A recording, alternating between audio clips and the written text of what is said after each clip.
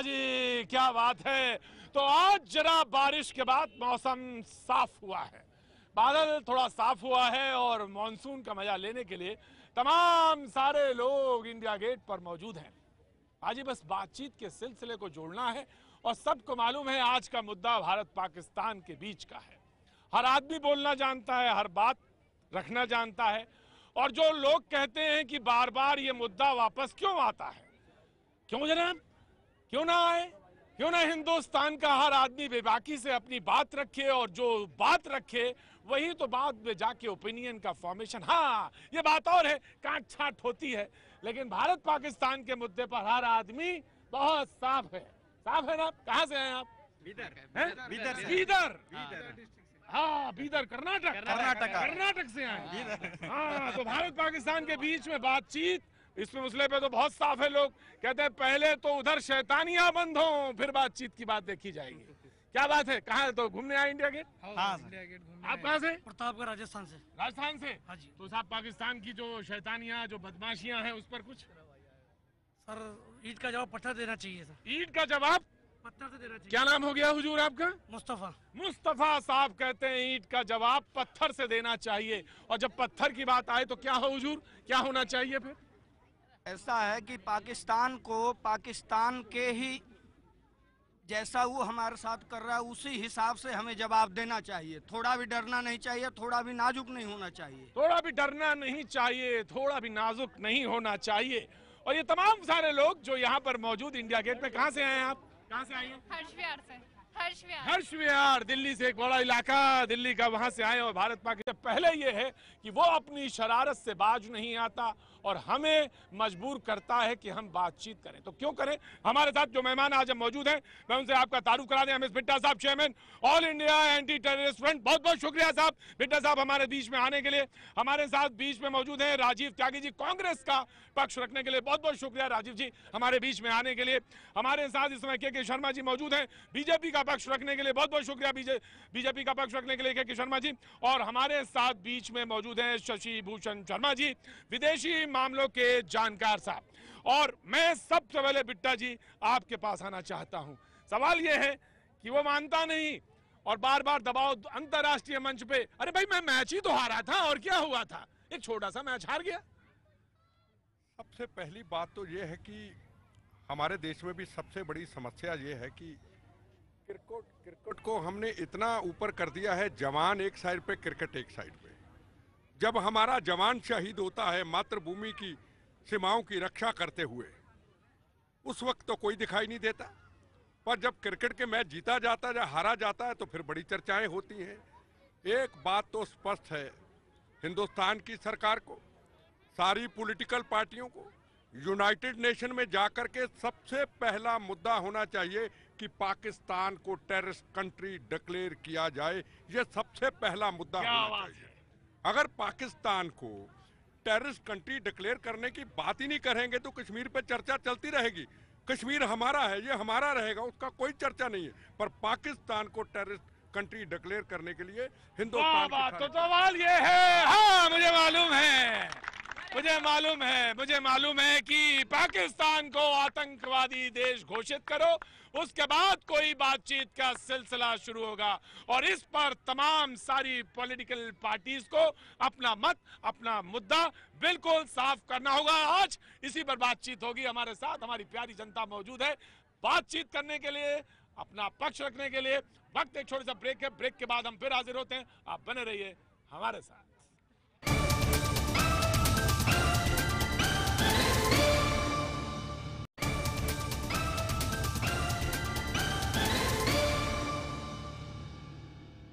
और एक बार फिर भैया जी मैं सीधे मुद्दे से जोड़ते हुए, और आज मैं एक बार फिर मौजूद हूं इंडिया गेट में, और मुद्दा वही कि भारत पाकिस्तान के बीच में बातचीत की जो गुंजाइश तलाश रहे थे, यानी पाकिस्तान जो कोशिश कर रहा था यूनाइटेड नेशन के जरिए मध्यस्थता की बात जो थी, वो एक बार फिर सिरे से नकार दी। और इसी मुद्दे को लेकर आज हम यहाँ पर मौजूद हैं इंडिया गेट पे। बातचीत के सिलसिले को जोड़ने के लिए कुछ नौजवान भी मुझे सामने दिख रहे हैं, कुछ तमाम वो लोग जो मेरे सामने मौजूद हैं, बोलना चाहते हैं, बात करना चाहते हैं। इससे पहले कि हम मेहमानों की तरफ एक बार फिर रुख करें, जी। भारत और पाकिस्तान का जो मुद्दा है, पाकिस्तान जो यूनाइटेड नेशंस में लेके गया है, तो यूनाइटेड नेशंस ने क्यों नकार दिया इस मुद्दे को? क्योंकि भारत अब उस स्तर पे पहुंच चुका है, उतना शक्तिशाली हो चुका है कि इसकी बातों को अब वैल्यू दी जाने लगी है, महत्व दिया जाने लगा है। लेकिन कुछ भी करने से पहले हमको राजनीतिक इच्छा शक्ति होनी चाहिए हमारे अंदर। हमारे नेताओं को देश हित के मुद्दे पे कम से कम एक होना पड़ेगा और उनको मिल के जो इंटरनेशनल फ्रंट है, जो राष्ट्र से बाहर जो भी इच्छा शक्ति, राजनीतिक इच्छा शक्ति हमारे नेताओं को कम से कम इस मुद्दे पर एक होना। क्या नाम है आपका साहब? अमन। अमन, कहाँ से हैं आप? बिहार। बिहार से। राजनीतिक इच्छा शक्ति और साथ साथ कि अब हम इस जगह पे हैं जहां हम अपने टर्म एंड कंडीशंस पे बात कर सकते हैं। बिल्कुल, I totally feel so.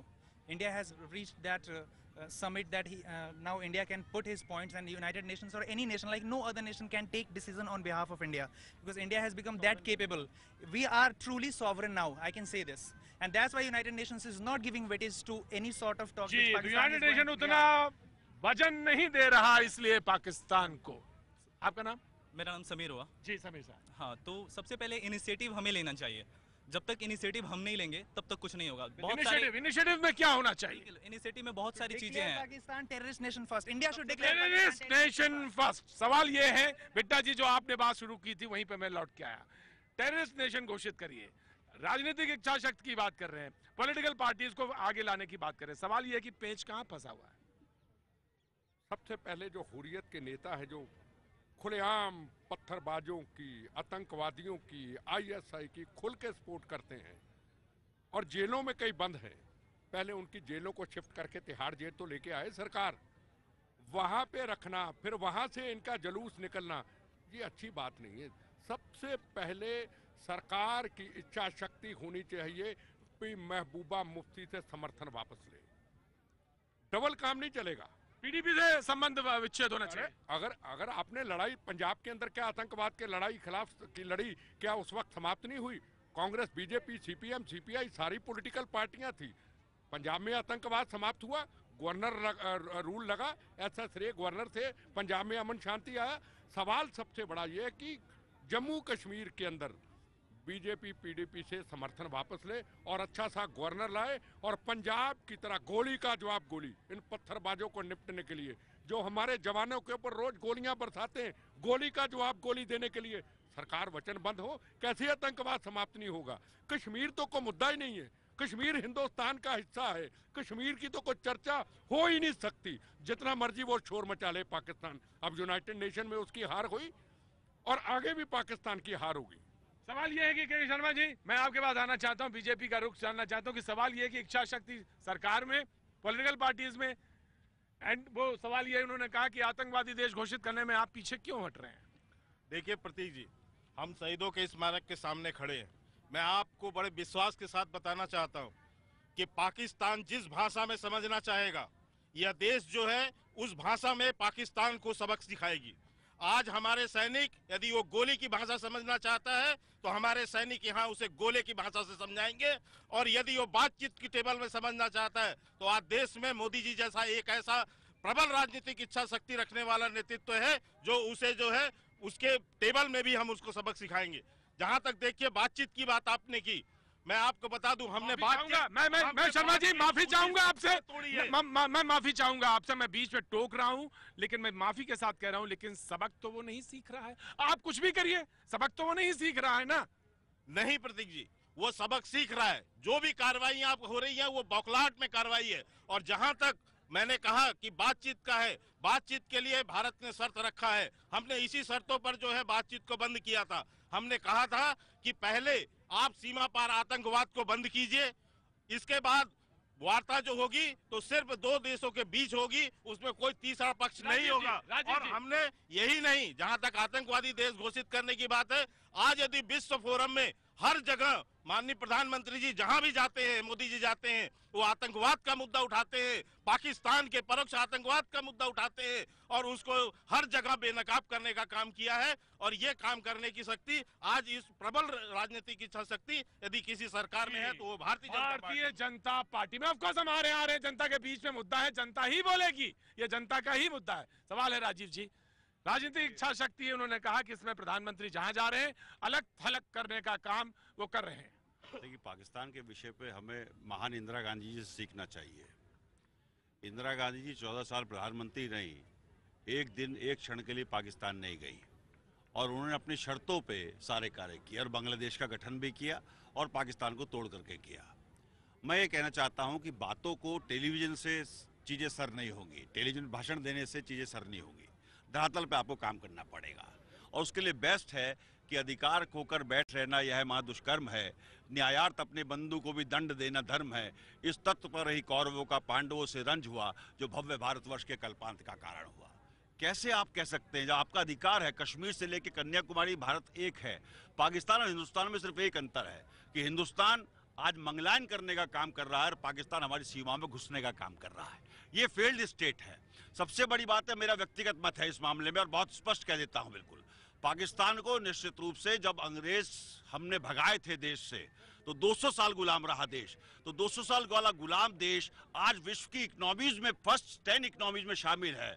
उस देश को अगर एक देश से संबंध नहीं रखेगा, मोस्ट फेवर्ड नेशन का तमगा हटना चाहिए, पाकिस्तान से बिल्कुल बातचीत नहीं होनी चाहिए, मेरा मत ये है। और पाकिस्तान से निश्चित रूप से गोली का जवाब गोली होनी चाहिए, इसमें कहीं कोई दो राय नहीं। हम शहीदों के स्मारक के नीचे खड़े हैं और उसके बाद हम क्रिकेट का बल्ला बचाएं और क्रिकेट खेलें, तो ये तो मुझे लगता नहीं कि हम शहीदों को सही श्रद्धांजलि दे रहे हैं। जी सर, मैच नहीं होना चाहिए, क्रिकेट नहीं होना चाहिए, संबंध पूरी तरह से विच्छेद होना चाहिए। लेकिन फिर बात हुई कि बैकडोर जो डिप्लोमेसी है, जिसके लिए मैं आपके पास आया, लोगों ने कहा कि रास्ता निकलेगा तो सिर्फ वहीं से निकलेगा।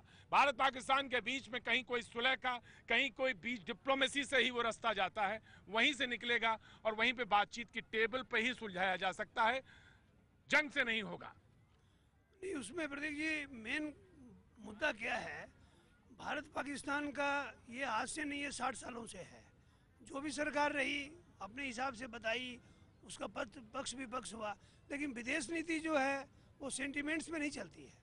विदेश नीति का एक अपना एक आधार है और उसमें जो 10-15 वर्षों में जो भारत में पॉलिटिकल पार्टी की तरफ से गिरावट आई है, ये कांग्रेस अगर सत्ता में है तो विपक्ष इसका विरोध कर रहा है। फॉरेन पॉलिसी में बिल्कुल भी विरोध नहीं होना चाहिए था, उसमें सबसे कम इन्वॉल्वमेंट होना चाहिए था, लेकिन हाल के वर्षों में इतना ज़्यादा उसको डिग्रेड कर दिया है कि कोई भी शासक, वो प्रबल इच्छा शक्ति वाला हो या नहीं हो अलग बात है, लेकिन वो एक विदेश नीति में एक स्टैंड ले सके, उस तरह का कोई भी पॉलिटिकल पार्टी ने रोल पैदा नहीं किया है। ये सबसे बड़ा मुद्दा है इस समय। बड़ा मुद्दा है। दूसरा एक ये है, भारत पाकिस्तान की अभी जो नीति चल रही है मोदी जी की, वो विदेश नीति के रूप में है और उन्होंने मिलिट्री को, पैरामिलिट्री को पूरा फ्री हैंड दे रखा है। उसके साथ साथ भी अगर बातचीत का कोई तीसरे पक्ष से बात आती है तो ये इसमें थोड़ा भूल हो रही है। ये जो महासचिव ने मध्यस्थता की बात नहीं कही है, वो 3 बार पीएम नवाज से मिल चुके हैं, 2 बार पीएम मोदी से मिल चुके हैं और वो प्रयास कर रहे हैं कि किसी तरह बातचीत हो जाए, लेकिन बातचीत वो भी जानते हैं, दूसरा विश्व भी जानता है कि कभी सफल नहीं हो गया। क्यों? कि अगर वो उससे बातचीत कर रहे हैं तो वो लड़ाई कैसे कर रहा है, वो रोज बॉर्डर पर अपने और अभी भी युद्ध मतलब ना भी हो, लेकिन परोक्ष रूप से तो कहीं ना कहीं प्रॉक्सी वार है। और लेकिन जो मैं ये कह रहा हूँ, जैसे उन्होंने कहा, एक बात जानना चाहता हूँ, हमने डिफेंसिव रखा, हमने हमेशा डिफेंसिव रखा, हम बहुत एग्रेसिव कभी नहीं हुए इस मामले में, लेकिन क्या नीति में परिवर्तन की जरूरत है? नहीं, इसमें सबसे बड़ी गलती हुई है, ये 50 सालों से गलती आ रही है कि हम कश्मीर में हर समय डिफेंसिव रहे हैं, जबकि हमको थ्रू आउट ऑफेंसिव होना चाहिए था। जो सरदार पटेल ने अगर 500-600 रियासतों को अगर वो कड़े नहीं होते तो नहीं होती। आज ये है कि जनता के बीच में इस मुद्दे को लेके जाना है। जी मैं आया जी सर, पाकिस्तान प्यार की भाषा समझने वाला नहीं है और हमें बुलेट ट्रेन मत दो, हमें साधन मत दो, हम हर मुश्किल चलेंगे, लेकिन सैन्य शक्ति बढ़ाओ और पाकिस्तान को करारा जवाब दो। हम अपने जवानों को नहीं मरते देख सकते, यही बात है। ये बात हम अपनी साधन, हमें कुछ मत दो, बुलेट ट्रेन मत दो और बड़े बड़े साधन मत दो, ट्रेन मत दो, बस मत दो, हम हर मुश्किल चलेंगे, लेकिन अपनी सैन्य शक्ति बढ़ाओ और पाकिस्तान को करारा से करारा जवाब देना चाहिए। पाकिस्तान को करारा से करारा जवाब। हमारी सेना के साथ वो खिलौनों की तरह खेल रहे हैं। जैसे कोई बच्चा, शरारती बच्चा कोई खिलौने को तोड़ देता है तो खिलौना कुछ नहीं कर पाता। हमारे फौजी उनके खिलौने बने हुए हैं एक तरह से, इनको फुल पावर देनी चाहिए। जो हम बांग्लादेश को आज़ाद कराते वक्त उनके 1 लाख के करीब उनके फौजियों को हम सरेंडर करा सकते हैं, हम सरेंडर करा सकते हैं उनको। तो जैसे कुत्ते की पूंछ सीधी नहीं होती ना, हाँ। वैसे ये कुत्ते की पूंछ पाकिस्तान है। और ये जो हम कह रहे हैं कि प्यार की भाषा समझेंगे, ये प्यार की भाषा प्यार बिल्कुल की नहीं समझ भाषा रहा। नहीं समझेंगे। प्यार की भाषा इन्हें लोहे को लोहा ही काटता है। हाँ सर, हमारा ये कहना है, हम विक्रमगंज बिहार से हैं जी, इंडिया गेट आए थे। हाँ सर, यहाँ आए थे तो हम ये कहना चाहेंगे मोदी जी से हाँ। कि देश में किसान मर रहा है और बॉर्डर पे किसान का बेटा मर रहा है, तो इसके बारे में वो क्या, इनकी क्या स्ट्रेटजी है, ये क्या करना चाहेंगे? क्या हम किसान खेत में मरेगा और देश में बॉर्डर पे उनका बेटा मरेगा? यही इनकी नीति है। तो ये इस नीति पे आप कह रहे हैं कि सोचने की जरूरत है। जी जी, विचार करने की जरूरत है। जी, कहाँ से हैं आप? सर हम बिहार से हैं। बिहार से हैं। हाँ, मेरी बच्ची बोलना चाहती है। बोलो। आपकी बच्ची बोलना चाहती है, इसकी भी राय है। जैन बोलो। भारत माता की जय, भारत माता की जय, भारत माता की जय। बात है, ये राय है, ये आम, मैंने कहा कि आम नागरिक जो है, आम शहरी जो है, वो भी अपनी राय रखता है। राय के साथ साथ वो जुड़ना चाहता है, वो अपनी बात बहुत स्पष्ट रूप से कहना चाहता है। इसमें कहीं कोई संदेह नहीं, कहीं कोई दुराव नहीं है। मैं बिल्कुल आपको स्पष्ट कह दूं, इधर किसान मर रहा है, बॉर्डर पे अपना जवान शहीद हो रहा है, इसमें भी कोई शक नहीं कि आज कश्मीर के अंदर चाहे नक्सलाइटों से लड़ने के लिए हमारी सुरक्षा फोर्सेस को खुली छूट है। गोली का जवाब गोली दिया जा रहा है, इसमें कोई शक नहीं।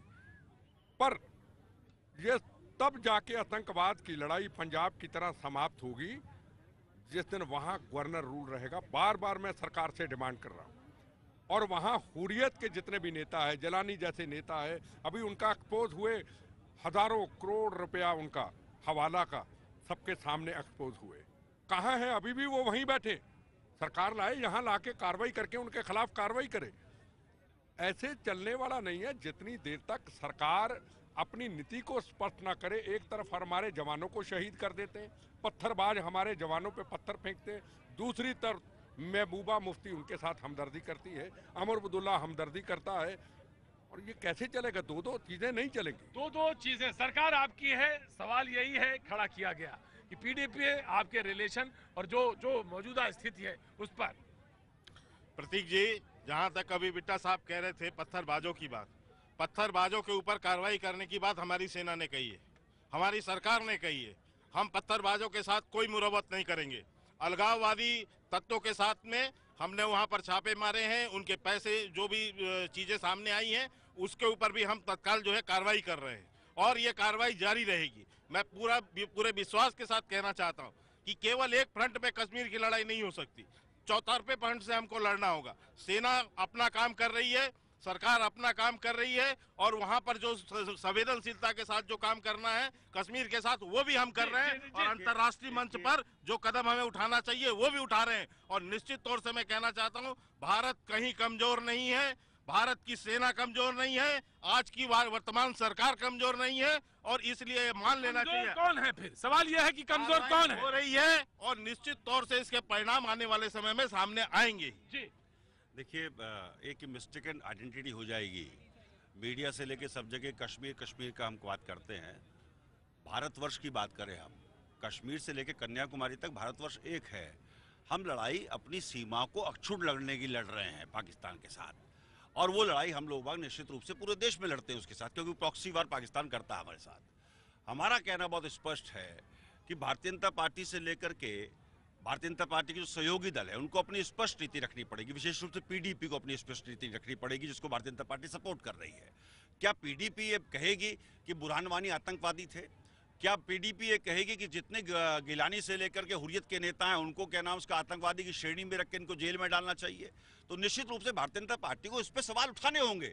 अगर ये राष्ट्रवाद है तो ये कैसा राष्ट्रवाद है जिसमें हम लोग बाग जो हमारे राष्ट्र की सेनाओं का अपमान करने का काम कर रहे हैं, हमारी राष्ट्र की सेना पे पत्थर फेंकने का काम कर रहे हैं, और उनको हुर्रियत के नेता सपोर्ट कर रहे हैं, उनको निश्चित रूप से हमें कटघरे में तो लाना होगा। पहली बात मुझे मालूम है कि सेना के ऊपर सेकंड बात कहना चाहूंगा, मैं बहुत स्पष्ट कर दूं कि सेना का कोई भी जनरल हो उसका सम्मान करना प्रत्येक नागरिक का दायित्व है, प्रत्येक नागरिक का, और सब जनरल्स का सम्मान किया गया है। मैं जनरल साहब से भी एक बात कहना चाहता हूं, लेकिन इसके बाद भी जनरल साहब आप एक्शन करिए। आपने पत्थरबाज को बांधने वाले मेजर को सम्मान करने का काम किया, हमारी छाती चौड़ी हुई इस बात पे। बहुत पछाड़ी छोड़ी हुई। ये स्टैंड है और मुझे मालूम था आपके यहाँ जवाब को आने के जवाब उन्होंने दे दिया है, तो आपके पास सवाल पूछने का कि अपमान किसने किया नहीं किया वहाँ पे नहीं आएंगे। जवाब दे दिया इन्होंने। ये कांग्रेस का स्टैंड चेंज हुआ है। कांग्रेस जो है सेना अध्यक्ष को अपमानित करती है। कांग्रेस अतुल को के कार्रवाई पर एक बात स्पष्ट है, त्यागी जी ने खुल के सेना के चीफ को सराहा है। जी बिल्कुल दिखा दीजिए। आज भी सराहा है, कुछ दिन पहले भी सराहा। अगर सराहा है तो कोई क्वेश्चन नहीं है। तो उनको एक अप्रिशिएट करना चाहिए। चाहिए। दूसरी बात, जो गोगोई के बारे में चर्चा हुई कि पत्थरबाज को लेकर के घुमाया, मैं कहूं सरकार ये कानून बनाए, सेना का चीफ एक मिनट कानून बनाए कि चारों तरफ ऐसा शीट बनाई जाए, इन पत्थरबाजों को वहां लटकाया जाए और घुमाया जाए। पहला पत्थर चले उन पत्थरबाजों के ऊपर। दूसरा बहुत महत्वपूर्ण है, मेजर गोगोई ने जब वो पत्थरबाज को बांध करके जीप में घुमाया था, कांग्रेस पार्टी की तरफ से सबसे पहले रणदीप सिंह सुरजेवाला ने कहा था कि हम लोग बाग उसके साथ खड़े हैं। बिल्कुल बिल्कुल, मैं आ रहा हूँ बीजेपी के वक्त जानेंगे। हमारे साथ विदेश में हम लोग के जानकार भी मौजूद है। वक्त एक छोटे से ब्रेक का, ब्रेक के बाद हम फिर हाजिर होते हैं। आप बने रहिए हमारे साथ।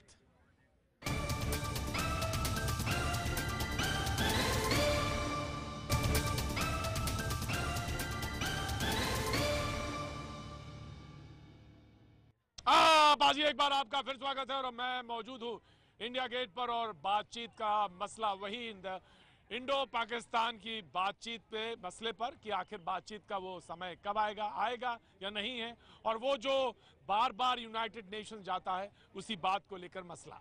सवाल ये कि हमारे ये जो चंक है इस पे जो लोग सवाल पूछना चाहते हैं, मैं राजीव जी से गुजारिश करूंगा कि सवाल कुछ लोग पूछना चाहते हैं आपसे और आपके मुखातिब होना चाहते हैं। ये जनता का राउंड, जनता सवाल पूछ सकती है। हमारे मेहमान मौजूद हैं। जी हाँ सर, मेरा सवाल राजीव त्यागी जी से है।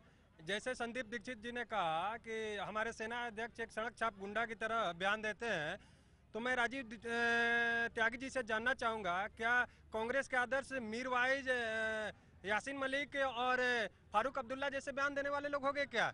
जी ये सवाल है। मैं कांग्रेस के प्रवक्ता के पास आना चाहता हूं। हालांकि उन्होंने बड़े स्पष्ट रूप से बोला था, बहुत स्पष्ट जवाब दिया था। लेकिन अगर आप बोलना चाहेंगे, रिएक्ट करना चाहेंगे तो ऑफकोर्स हम आपके पास आएंगे। लेकिन कोई और सवाल इधर से पूछना चाहता है या मैं आगे की तरफ रुक करूं? जी राजीव जी, हालांकि आपने बहुत स्पष्ट रूप से बोला था, लेकिन फिर भी नौजवान है, सवाल पूछना चाहता है। स्पष्ट पहले दिन ही जवाब दिया था, आज फिर जवाब दे दिया है। अब प्रवक्ता का काम जवाब देना ही है। जी बहुत स्पष्ट जवाब है कि संदीप दीक्षित जी के बयान से कांग्रेस का बिल्कुल, राहुल गांधी जी कह चुके हैं कि इस तरह के बयान नहीं आने चाहिए कांग्रेस की तरफ से।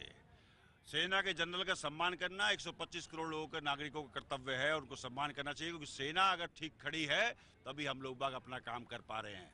देश में जवान, सीमा पे जवान और देश में किसान, ये दोनों बिरादरियों को हमें बिल्कुल निश्चित रूप से बढ़िया रखना पड़ेगा।